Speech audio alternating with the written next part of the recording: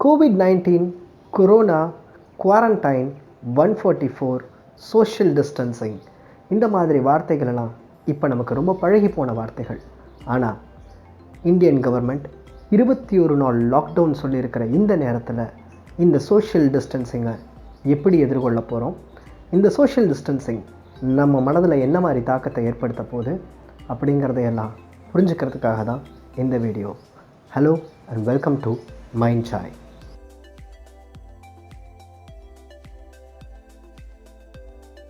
இந்த social distancing என்ன அவ்வளோ பெரிய விஷயமா? நம்ம வீட்டில் தானே இருக்க போகிறோம், வைஃபை இருக்குது, டிவி இருக்குது, அப்புறம் என்ன ப்ராப்ளம் அப்படின்னு நீங்கள் கேட்கலாம். ஆனால் இந்த சோஷியல் டிஸ்டன்சிங்கோட ஃபஸ்ட்டு டே ஆன இன்றைக்கி இதோட தாக்கம் தெரியாது. இது ஒரு யூஷுவல் சண்டே மாதிரி போயிடும். ஆனால் இதே விஷயம் இன்னும் ஒரு 4-5 நாளைக்கு தொடர்ந்தால் இது நம்ம மனதில் ஏற்படுத்தக்கூடிய அழுத்தம் ரொம்ப பெருசாக இருக்கும். ஏன்னா மனிதன் ஒரு சோஷியல் பீயிங். மிருகங்கள் கூட்டம் கூட்டமாக வாழ்ந்தாலும் சோஷியல் அனிமல் கிடையாது. ஆனால் மனிதர்கள் தனியாக அவங்களுக்குன்னு வீடு கட்டிட்டு வாழ்ந்தால் கூட சொசைட்டிங்கிற சோசியல் சிஸ்டம்குள்ளே வாழ்கிற சோஷியல் மிருகங்கள். சோஷியல் வேர்ல்டை எக்ஸ்ப்ளோர் பண்ணுறது மூலியமாக தான் மனிதனுடைய மனம் விரிவடையுது. இப்போது ஒரு 20-21 நாளைக்கு நம்மளோட சோஷியல் எக்ஸ்ப்ளோரேஷன் மொத்தமாக நின்று போய் அதுவும் நம்ம வீட்டு அளவோடு அதை நிற்கும்போது அது நம்ம மனதை விரிவடைய முடியாமல் ரொம்ப கஷ்டப்படுத்தும்.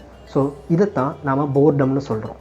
இந்த போர்டம் டெவலப் ஆகி ஒரு ஸ்டேஜில் இது நம்ம மூளைக்கு இன்ஃபர்மேஷன் கிடைக்காம அதிகமான ஸ்ட்ரெஸ்ஸையும் மன அழுத்தத்தையும் மனுஷனுக்கு ஏற்படுத்தும்.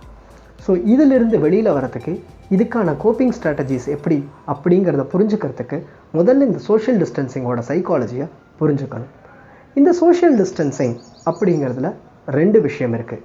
ஒன்று ரெடியூஸ்டு மொபிலிட்டி, ரெண்டாவது reduction in social behaviour. Reduced mobility உங்கள் எல்லாருக்குமே தெரியும். இந்தியா ஃபுல்லாக 144 போட்டாச்சு. யாராலையும் வெளியில் போக முடியாது, வர முடியாது. Government officials, police are controlling the people. அதே நேரத்தில் நமக்கும் கொரோனா இருக்கிறதுனால வெளியில் போகிறதுக்கு ஒரு சின்ன பயம் இருக்குது. ஸோ வெளியில் போக முடியாதப்ப நம்ம வீட்டுக்குள்ளேயே அடைபட்டு கிடக்கிறோம். ஸோ இந்த ரிடக்ஷன் இன் மொபிலிட்டி நம்ம லைஃப்பை ரொம்ப செடன்டரியாக மாற்றிடும். அதாவது ஒரு இடத்துல உட்காந்து இன்டர்நெட்டையோ டிவியையோ மட்டுமே பார்த்துக்கிட்டு இருக்கக்கூடிய ஒரு விஷயமாக மாற்றிடும். So this sedentariness is going to be a great problem.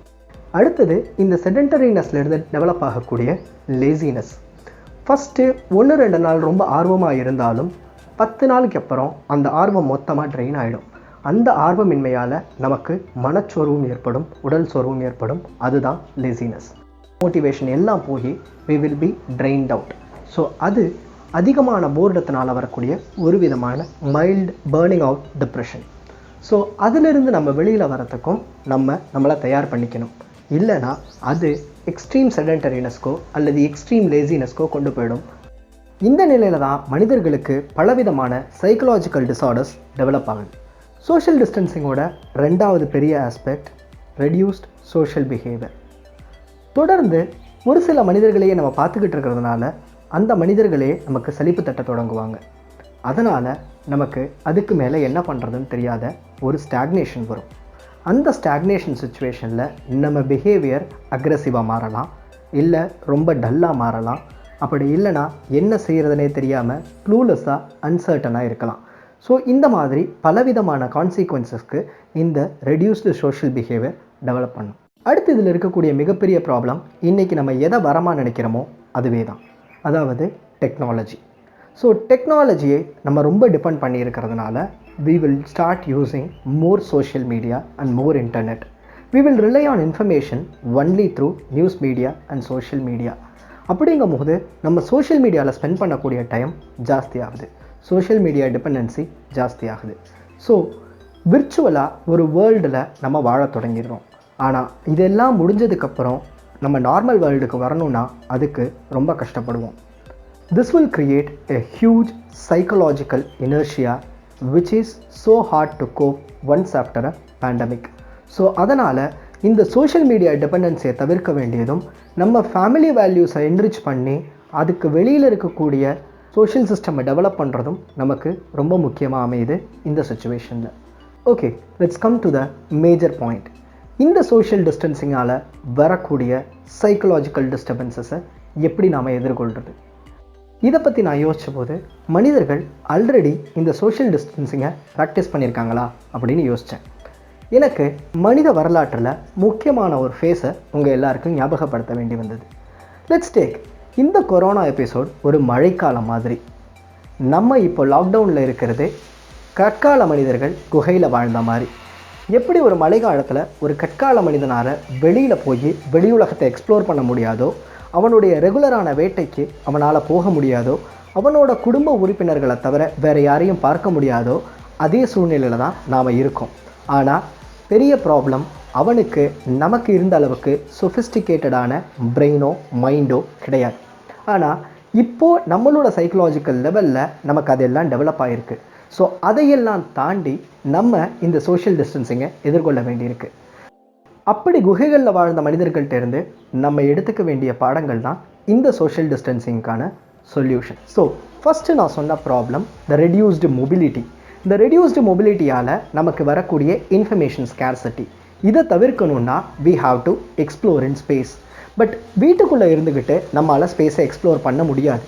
So வெளியிலையும் போக முடியாது, வீட்டுக்குள்ளேயும் இருக்க முடியாது. இந்த சூழ்நிலையில் என்ன பண்ணலாம்? அந்த குகைகளில் வாழ்ந்த மனிதர்கள் இந்த மாதிரி மழைக்காலங்களில் தான் அந்த குகையில் எந்த விதமான ஜியாகிரஃபி ஒர்க் ஆகுது, அங்கே உள்ள பூச்சிகள் எப்படி பிஹேவ் பண்ணுது, அங்கே உள்ள செடிகள், நட்சத்திரங்களும் சூரியனும் எப்படி மூவ் ஆகுதுங்கிறதெல்லாம் கவனிக்க தொடங்குறாங்க. ஸோ அதே மாதிரி தான் இந்த சோஷியல் டிஸ்டன்சிங் ஃபேஸில் நீங்கள் எல்லோரும் உங்கள் வீட்டில் சின்ன சின்ன எலிமெண்ட்ஸை கவனிக்க தொடங்குங்க. உங்களை சுற்றி இருக்கக்கூடிய மரங்களையும் செடிகளையும் அப்சர்வ் பண்ணுங்கள். அங்கே இருக்கக்கூடிய பூச்சிகளும் பறவைகளும் எப்படி கத்துதுங்கிறத கவனித்து பாருங்கள். உங்கள் வீட்டு மாடிக்கு போய் டிஸ்டன்ஸ் ஆப்ஜெக்ட்ஸான நிலா, மேகங்கள், நட்சத்திரங்கள் இந்த மாதிரி விஷயங்களை பாருங்கள். ஸோ இதன் மூலியமாக நம்ம மூளைக்கு ஏற்படக்கூடிய இன்ஃபர்மேஷன் கிரேவிங் அப்படிங்கிறது குறையும். மனசு அதிகமான ஸ்பேஸை எக்ஸ்ப்ளோர் பண்ணுறதுனால எக்ஸ்பேண்ட் ஆகிறதுல இருக்கக்கூடிய ஃப்ரிக்ஷன் குறையும். அடுத்தது ரெடியூஸ்டு சோஷியல் பிஹேவியருக்கு குகை மனிதர்கள் நமக்கு கொடுத்த சொல்யூஷன் என்னென்னா, இந்த மாதிரி மனிதர்கள் வேட்டையாட போகாமல் குகைகளில் இருந்த காலங்களில் தான் குகை ஓவியங்களை வரைஞ்சாங்க. அவங்களுடைய க்ரியேட்டிவ் எலிமெண்ட்ஸை அந்த டயத்தில் தான் எக்ஸ்பெரிமெண்ட் பண்ணாங்க. ஸோ இந்த லாக்டவுன் ஃபேஸில் ஜஸ்ட் சோஷியல் மீடியாலேயே முடங்கி கிடக்காமல் நிறைய க்ரியேட்டிவ் ஆக்டிவிட்டீஸை ட்ரை பண்ணுங்கள். ரொம்ப வருஷமாக ப்ராக்டிஸ் பண்ணாமல் இருந்த பியானோவை இத்தாலியில் இருக்கக்கூடிய இளைஞர்கள் இப்போ ப்ராக்டிஸ் பண்ணாங்களாம். எனக்கு தெரிஞ்ச ஒரு ஃப்ரெண்டு இப்போ வயலின் ப்ராக்டிஸ் பண்ணுறாரு. நான் வீணையோட பேசிக்ஸ்லேருந்து திரும்ப படிக்க ஆரம்பிச்சிருக்கேன். ஸோ இந்த மாதிரி வெளி உலகம் சார்ந்த தேடல்களை அதிகமாக வச்சுக்கிட்டோன்னா நமக்கு இந்த சோஷியல் பிஹேவியர் ரிடக்ஷனால் வரக்கூடிய அவர்சிவ்னஸ் குறையும். So wish you all a happy time as human beings. நாம் ரொம்ப நாள் ரொபாட்டிக்காக ஓடிட்டோம்.